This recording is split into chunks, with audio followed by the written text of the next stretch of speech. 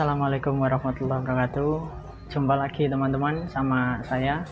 Di kesempatan kali ini kita akan kalau biasanya kita di konten-konten saya itu masak, traveling, terus binatang peliharaan. Nah, kali ini temanya beda ya. Jadi kita akan ngangkat topik berkaitan dengan satu suro ya, satu suro dalam kalender Jawa atau tahun baru Jawa. Nah, itu bertepatan dengan 1 Muharram di kalender Hijriyah atau kalender Islam. Itu biasanya identik masyarakat Jawa itu melakukan pembersihan pusaka atau penjamasan gitu, bisa keris dan lain-lain. Nah, kebetulan saya itu punya satu keris juga di rumah. Nah, kali ini kita akan coba bikin konten cara membersihkan keris gitu. Sekarang bisa dilihat ini apa aja yang dibutuhkan ya. Nah, sebenarnya kalau misalnya keris kita itu enggak seberapa kotor, itu kita cukup membersihkan dengan ini ya, jeruk nipis ini aja. Biasanya dalam ritual penjamasan keris yang lengkap itu biasanya ada ini ini misik hitam, itu nanti untuk meminyaki kerisnya. Terus ini ada air kelapa ya, biasanya kalau yang dalam ritual yang lengkap gitu itu sama dikasih kembang dan lain-lain gitu. Nah, kita nggak seberapa perlu karena ini sederhana aja ya, karena kebetulan kerisnya juga masih bagus, nggak terlalu berkarat, bisa dibilang memang nggak karatan sama sekali. Nah, ini kita coba buka ya kerisnya. Bismillahirrahmanirrahim. Nah, ini kerisnya.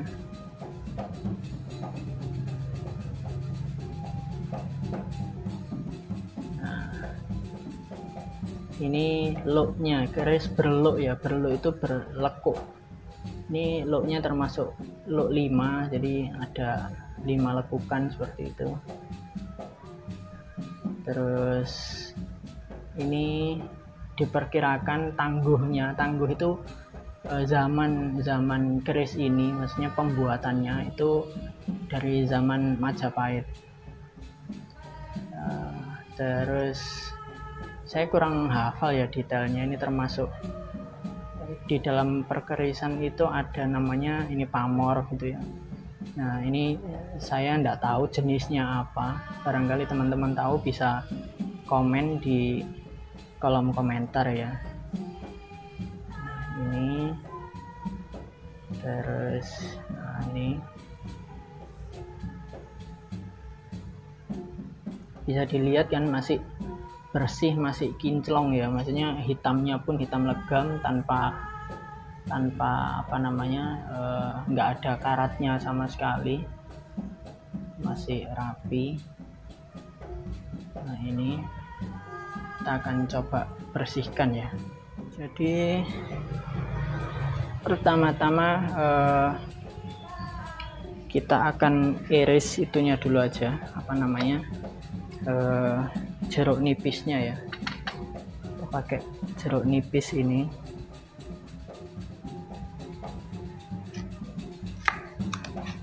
Nah, untuk satu keris yang ukuran segitu, satu jeruk nipis ini aja insya Allah cukup ya, bahkan lebih mungkin nanti. Nah, jadi segini ini untuk kita membersihkan gitu. Nah, nanti membasuhnya pakai ini air kelapa ini ya, istilah Jawanya banyu degan gitu. Oke.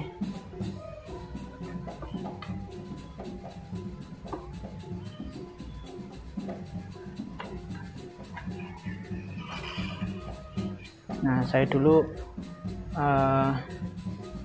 diajari ya, intinya buka keris itu nggak sembarangan, jadi ada pakem istilahnya. Jadi kalau kita dalam keadaan damai gitu membuka keris itu yang bergerak itu warangkanya, jadi sarungnya ini bergerak, bukan kita mencabut. Begitupun menutupnya ini warangkanya yang gerak.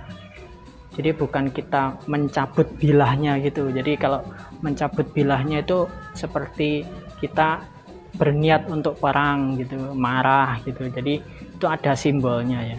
Jadi gini. Oke. Bismillahirrahmanirrahim.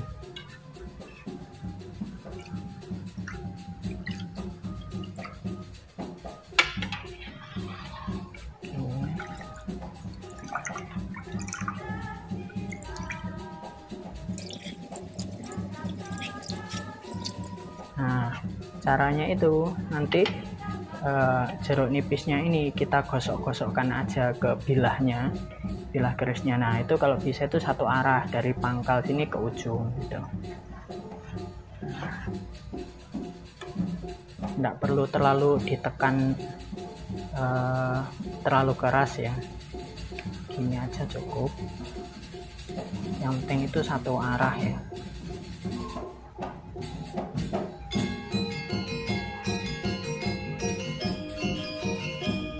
Cara tradisional semacam ini tuh konon akan lebih dapat ini apa namanya, memunculkan pamornya ini ya, itu semakin mengkilap lagi gitu. Apa nanti selain apa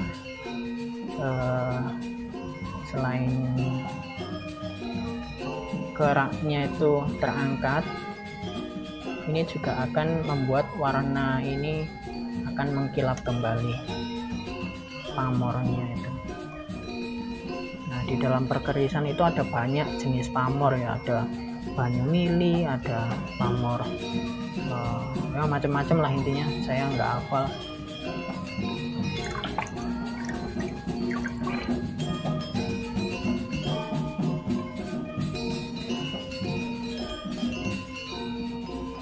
Nah, terus ada juga pertanyaan dari teman-teman, apakah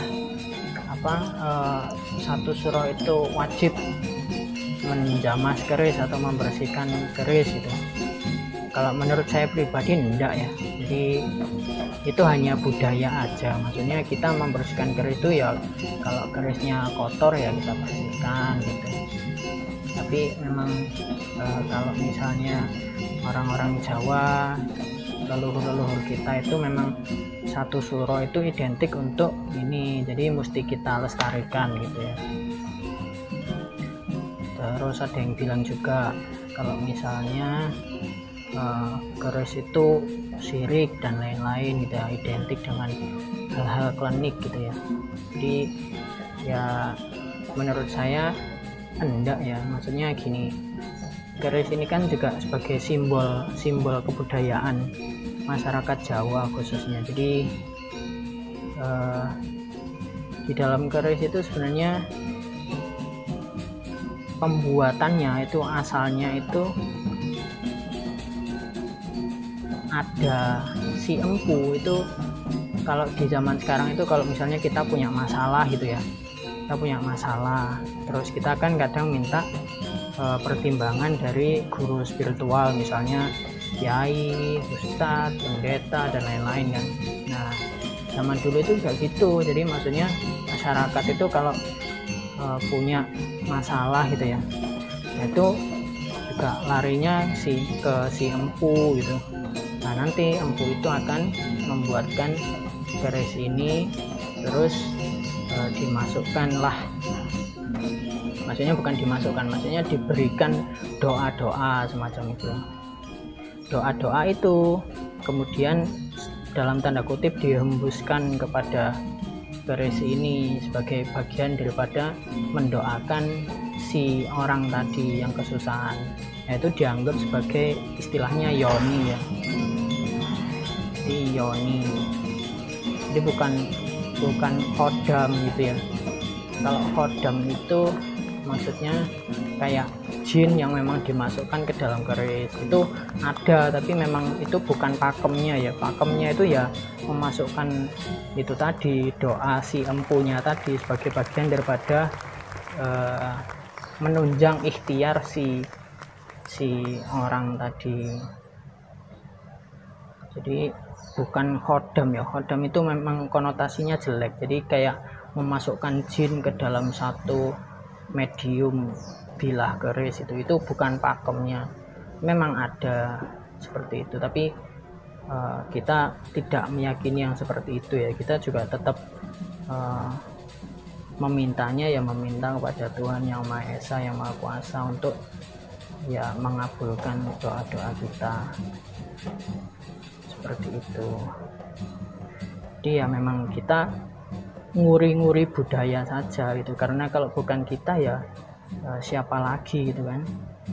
Ini adalah bagian daripada kebudayaan bangsa yang memang sudah diakui dunia gitu ya, bahkan sudah diakui oleh PBB juga. Jadi yang mesti kita lestarikan. Nah, keris sendiri itu secara fungsi dan atau filosofi itu setidaknya punya 3 ya. Yang pertama itu soal sebagai alat perlindungan diri. Yang kedua itu sebagai gambaran strata sosial. Yang ketiga itu sebagai simbol kewibawaan. Jadi katanya orang-orang itu, kalau orang Jawa belum punya keris itu orang afdol gitu ya. Jadi kayak gitu. Nah, ini bisa dilihat teman-teman, kotorannya ya agak menghitam itu.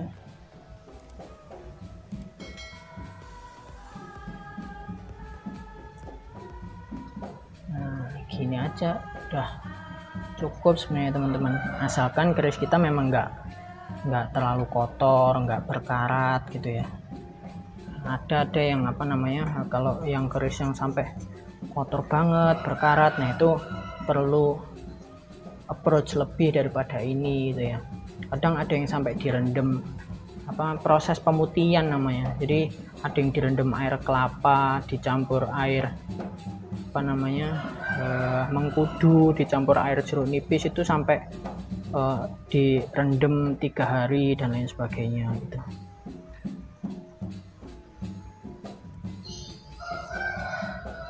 Ini kalau bisa teman-teman lihat, kayaknya tadi itu di sini nggak ada ya, jadi agak keluar malah warnanya, memang pamornya.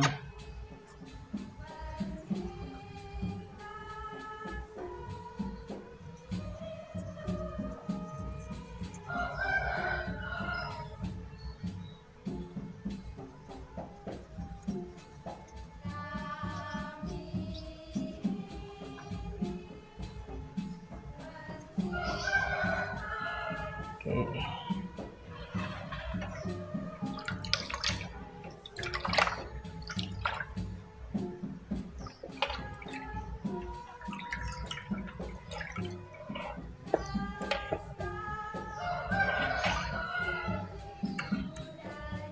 Nah, setelah dicuci kayak gini itu idealnya ndak boleh kena tangan ya, karena katanya itu akan bikin bikin berkarat dan lain sebagainya. Jadi kalau pas nanti setelah nyuci ini kan kita keringkan sampai kita angin-anginkan gitu, sampai kira-kira ya dia ndak berair lagi. Baru setelah agak kering, benar-benar kering, baru kita minyaki supaya lebih sempurna dan menghindari karat itu. Jadi gitu. Ini sudah selesai sih kalau menurut saya, sudah cukup bersih. Habis ini kita angin-anginkan sebentar sampai airnya kering, baru kemudian kita minyaki ya. Nah, uniknya keris ini tuh juga dia tuh bisa ini ya, bisa kita berdirikan. Tentunya maksudnya ini berdiri yang logis sih, maksudnya ini bisa kita berdirikan kayak gini, bukan terus ini sesuatu yang mistik atau gimana, cuma memang ya karena ini ada simetris ya, jadi memang bisa berdiri gini. Nah, inilah sisi unik dari keris ini yang ya memang kita mesti lestarikan sebagai generasi penerus masyarakat Jawa gitu ya. Oke, kita kita lap dengan tisu dulu supaya kering.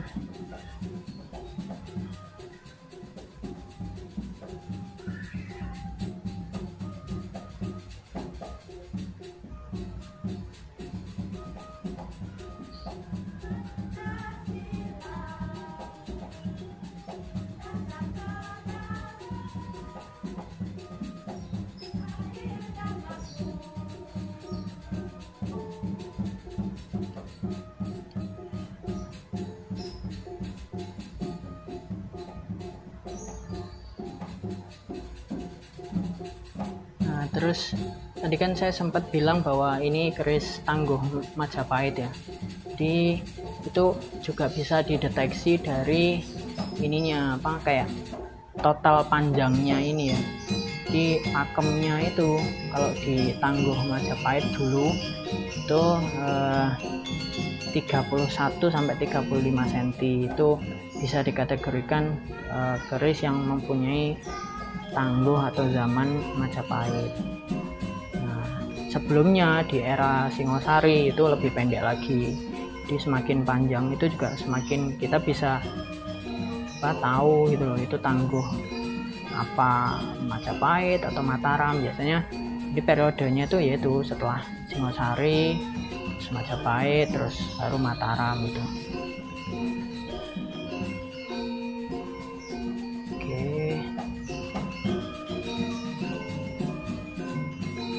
Kita angin-anginkan sampai kira-kira dia sudah nggak basah lagi ya.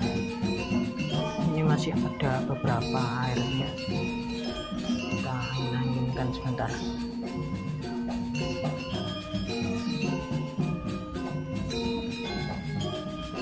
Twenty minutes later. Oke guys, jadi kerisnya sudah cukup kering, ini bisa dilihat. Kering ya. Setelah beberapa menit tadi kita angin-anginkan. Nah setelah ini prosesnya adalah peminyakan. Nah kebetulan ini saya menggunakan minyak misik hitam, itu yang umumnya digunakan sih kalau setahu saya. Nah, teman-teman bisa juga menggunakan minyak cendana, terus kasturi, kemudian apalagi ya, misik putih, terus ya banyak lah intinya sebagai alternatif. Tapi biasanya yang penting itu jangan alkohol atau non alkohol ya. Nah nanti kita akan mengoleskannya gini pakai kuas ini.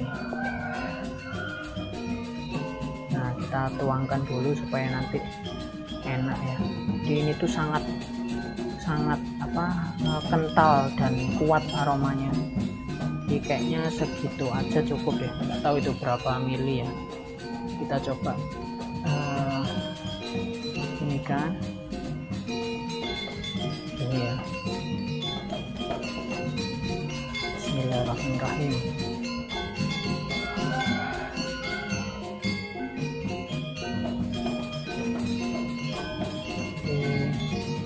Kita oleskan secara merata. Nggak perlu dikasih campuran apa-apa ya, maksudnya ya wis murni gini tok, minyak misik tok ya.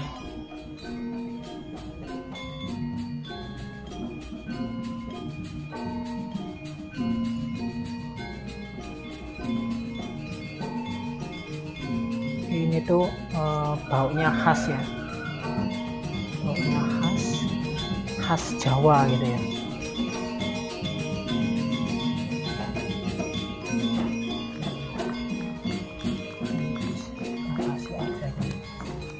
Jadi kadang ada teman-teman itu yang nyeletuk, misal ketika saya habis buka keris ini gitu, kok baunya macem-macem, ini ada sesuatunya ya. Padahal ya mereka nggak tahu kalau habis di habis dibersihkan tadi itu kita memang minyaki kayak gini supaya awet. Jadi ya aroma ini yang dikira itu macam-macam itu, jadi ya sebenarnya memang itu tadi, kembali lagi ini tuh memang murni budaya gitu ya, kita nguri-nguri budaya, bukan terus macam-macam. Kita tetap percaya bahwa ketetapan itu ya hanya dari Tuhan Yang Maha Kuasa, nggak ada hubungannya sama keris atau barang-barang sepuh lainnya gitu. Jadi kita mesti mantapkan pengetahuan itu dulu, jadi nggak boleh klinik ya, gimana pun ini juga ciptaan manusia gitu.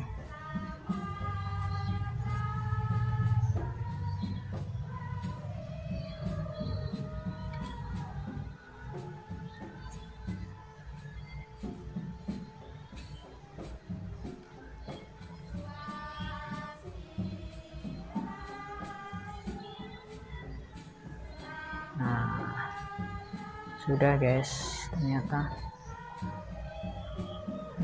ini biarkan aja. Habis itu setelah ini kita masukkan ke warangkanya ya, atau sarung kerisnya.